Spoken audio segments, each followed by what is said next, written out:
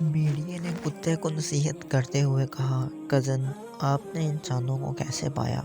کتے نے جواب دیا، جب وہ کسی کو حقیر سمجھتے ہیں تو اسے کتا کہتے ہیں۔ بھیڑیا، کیا تم نے ان کے بچوں کو کھایا؟ کتا، نہیں۔ بھیڑیا، کیا تم نے انہیں دھوکہ دیا؟ کتا، نہیں۔ بھیڑیا، کیا تم نے ان کو میرے حملوں سے بچایا؟ کتا، ہاں۔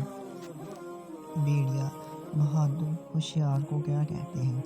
کتا، وہ اسے بھیڑیا کہتے ہیں۔ بھیڑیا، کیا ہم نے تمہیں شروع سے یہ مشورہ نہیں دیا تھا کہ ہمارے ساتھ بھیڑیا بن کر رہو؟